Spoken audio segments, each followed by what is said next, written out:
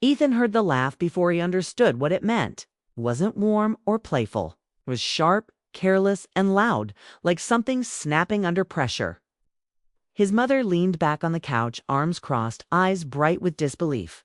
"We're not your nannies," she said, still smiling, as if the words were harmless. The room felt smaller after that, the air heavier. Ethan stood near the door, holding his breath, waiting for his father to say something. Anything. But his father stayed. Quiet, staring at the floor, choosing comfort over truth. In that silence, Ethan felt something crack inside him. He hadn't come to argue. He hadn't come to beg. He had come because his life was falling apart, and he believed family was where you went when everything else failed. His marriage had ended fast and ugly. One day his wife was tired, the next she was gone, leaving him with court dates, shared custody, and nights too quiet to sleep through. He was drowning, barely holding on, and he thought his parents would understand. After all, he had always been the one who understood them, years earlier.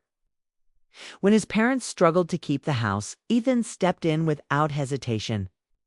He was young, barely stable himself, but he signed papers, paid bills, and sent money. Every month they told him it was temporary. They promised they would handle things once they got back on their feet. They thanked him, hugged him, told him he was a good son. Ethan believed them.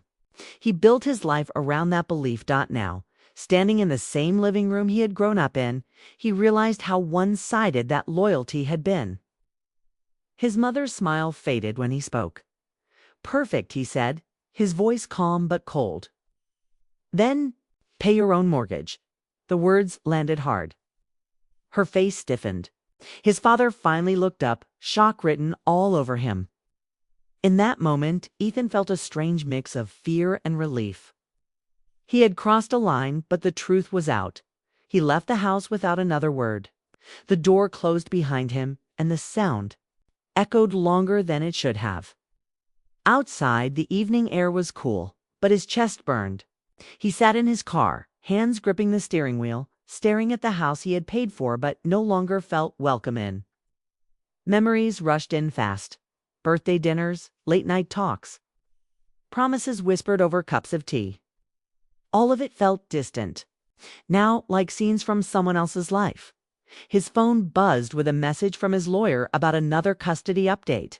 More money, more time, more stress. Ethan laughed once, bitter and short. Everyone needed something from him. No one seemed to care what it cost. Inside the house, his parents sat in silence. His mother told herself she had done nothing wrong. In her mind, Ethan had made his choices. He had married, he had divorced. He had problems, but those problems were his. She believed parents deserved peace after years of sacrifice. She believed her son was asking too much.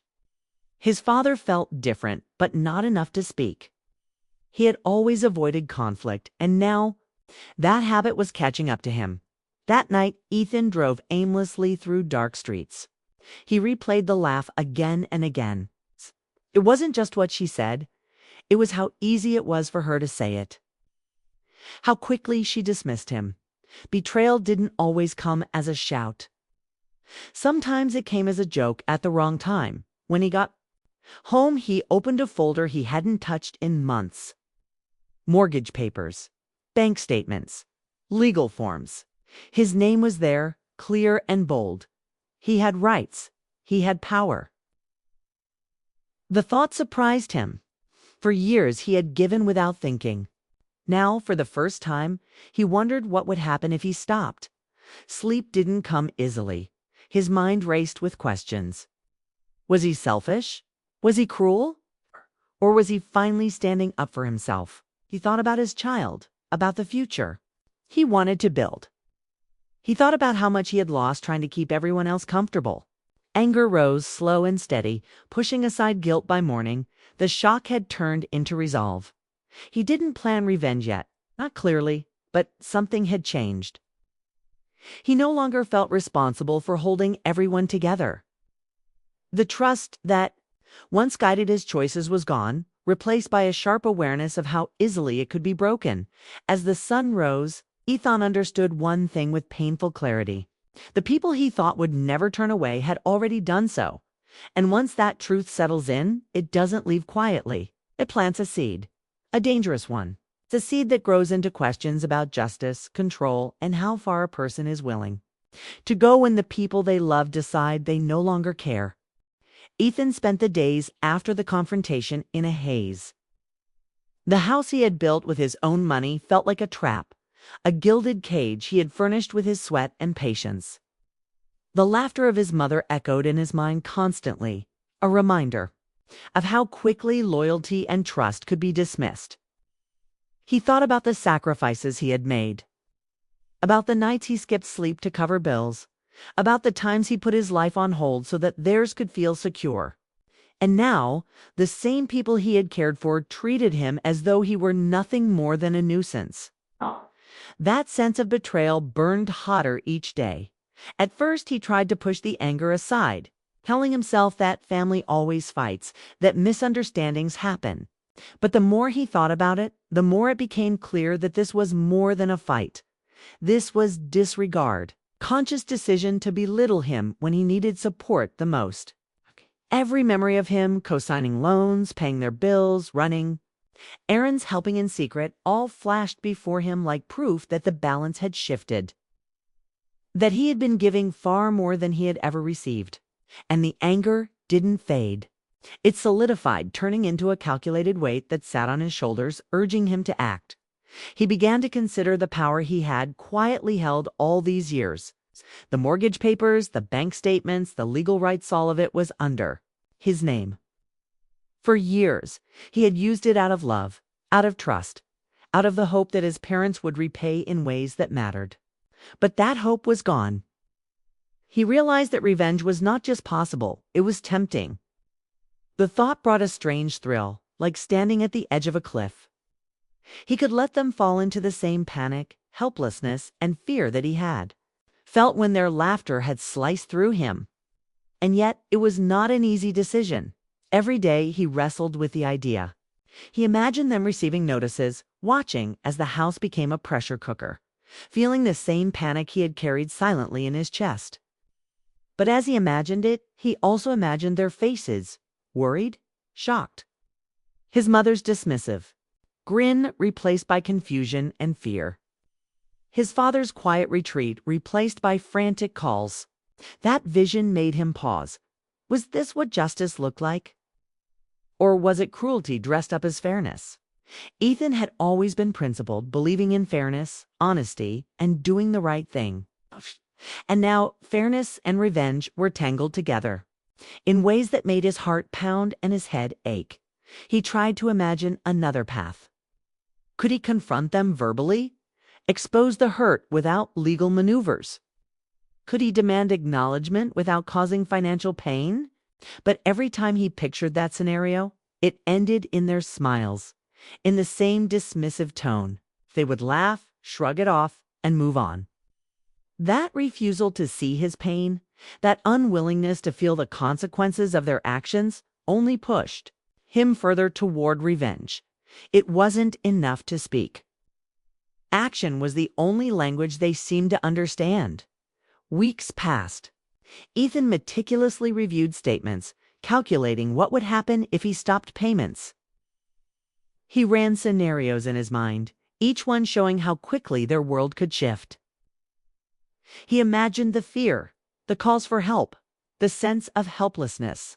Each calculation tightened his resolve. Yet, alongside the strategic planning, a quiet voice whispered reminder of his own morality. He was not a cruel person. He didn't want to hurt people unnecessarily. But he wanted them to understand the impact of their actions. He wanted the recognition of his pain, not just as words, but as reality. The emotional toll was heavy. Days blurred into nights, his mind spinning with anger, planning, and reflection. He felt the psychological strain of holding both his principles and his desire for payback in the same chest. It was exhausting, like running a race with a heavy backpack. Every time he considered stopping, guilt surged. He thought about the child he had to care for, the people he loved who didn't deserve to be caught in this web. But every time he tried to release the anger, it returned stronger, sharper. Like fire smoldering beneath cold ashes. Ethan also considered his parents' perspective. He imagined their defense, their belief that he was overreacting, that he had taken too much on himself, that he expected too much from them. They would tell themselves they had boundaries, that they were entitled to say no, that he had chosen his path. He realized that revenge was not about morality and isolation. It was about perspective. What was fair to him might feel unjust to them. Yet, fairness didn't require agreement. It required action. He began drafting a plan, small steps at first. Letters that might never be sent, notices that could remain drafts. Each step was a test of his own resolve, a way to see how far he was willing to go. With every calculation, his emotional connection to them frayed a little more. The anger sharpened, but so did clarity. He could no longer ignore the imbalance, the years of unacknowledged sacrifices. This was not only about money or a house. It was about dignity, about recognition, about finally being seen. The scales had been tipped for too long, and he was ready to tip them back at night. Ethan lay awake, staring at the ceiling, listening to silence. In that silence, he confronted the duality within him, the desire to punish and the desire to heal. He imagined walking into the living room again, standing face to face with his mother and father. He imagined the confrontation ending with tears, anger, relief, or satisfaction. Each vision carried consequences, and he weighed them carefully. He began to see that revenge was not a single act but a path, and that path could lead to ruin or closure. And in this reflection, his understanding deepened. The choice he would make would define him more than any act of retaliation ever could. Finally, a pattern emerged. Ethan realized that his strategy needed restraint. It wasn't enough to stop payments immediately or issue threats. He needed to act deliberately, to let the weight of his absence be felt, to let reality itself communicate the consequences of their dismissal. Yet, at the same time, he understood that acting without control could consume him. Revenge, he learned, was a dangerous tool. Wielded without care, it could destroy both target and executor. It was seductive because it promised satisfaction, but the cost was always higher than it appeared. By the end of the month, Ethan had a clear plan. He would assert his rights, enforce legal responsibilities, and create a situation where his parents had to face the reality they had ignored. But he also resolved to observe, to measure, to see the consequences without letting them consume him emotionally.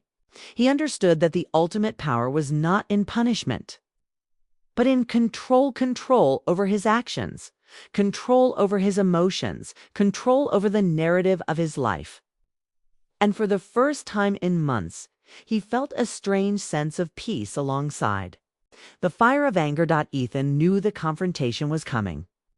Every day he walked a line between justice and revenge, between morality and satisfaction. He prepared himself for the emotional storm, for the internal battle he knew would define him. He understood that revenge could never erase pain, but it could reveal truth. And in that revelation lay the possibility of clarity, of finally being seen for who he was and what he had endured. The struggle was not over. It would not be easy, but Ethan was ready.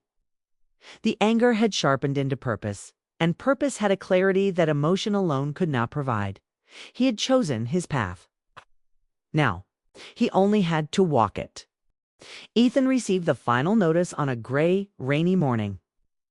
The envelope felt heavier than it should have, like the weight of every sacrifice. Every sleepless night, every moment of unseen effort had been compressed into a single piece of paper. Foreclosure was looming, a deadline that could not be ignored. He held the letter in his hands, staring at the numbers and legal jargon, imagining the chaos it would unleash in the house that had once been a sanctuary. This was the point of no return, the moment he had been building toward in his quiet, simmering way. The power was in his hands now, and the decision would define him. He drove to the house without hesitation. Rain-slicked streets blurred past the windshield, but his mind was clear, sharp, and focused.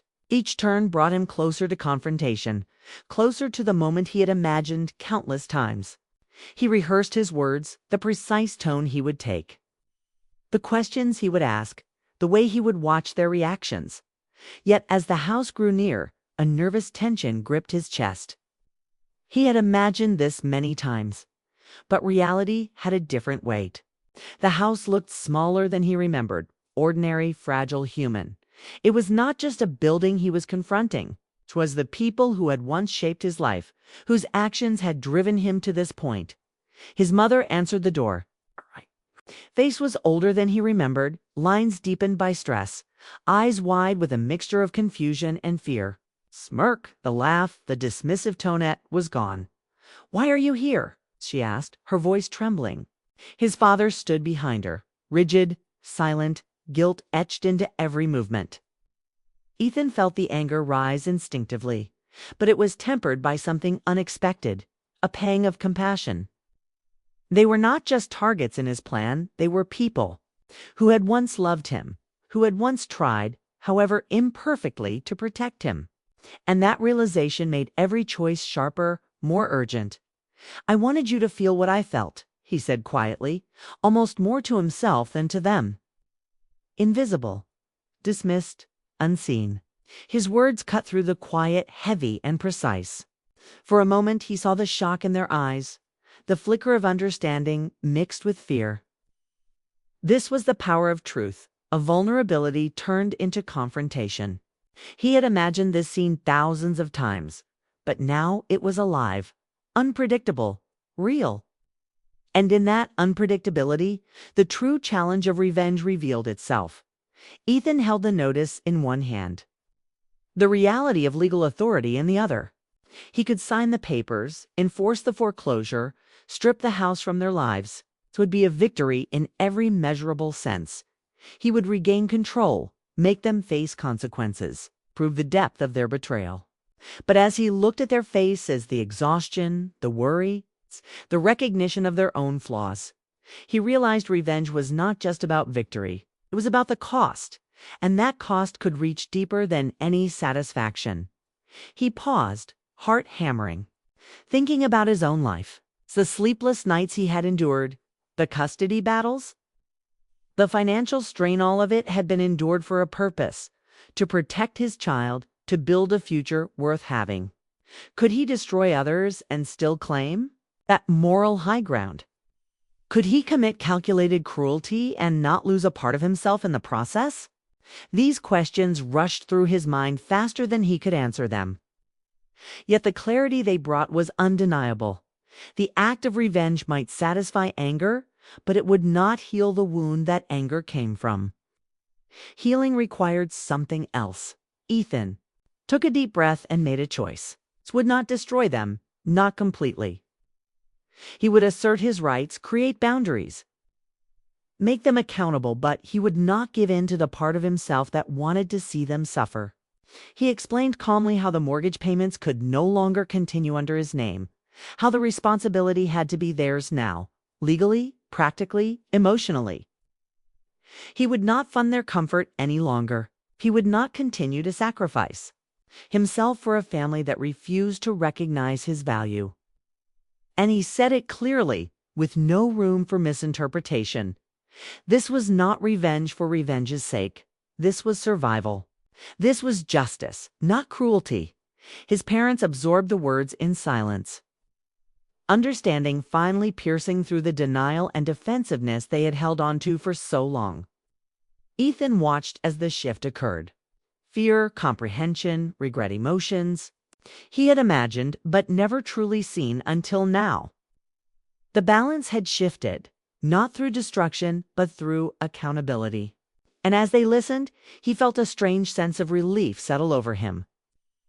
He had faced the climax of his plan without letting vengeance consume him. The storm within him quieted, replaced by control, clarity, and purpose. As the rain continued outside, Ethan walked away from the house. Each step felt lighter than expected. He had expected triumph to be heavy, satisfying yet bitter, but instead he felt calm. He had confronted the past, asserted his needs, and taken a step toward a future that belonged to him, not dictated by others' dismissiveness. The anger remained, yes, but it was transformed into something constructive.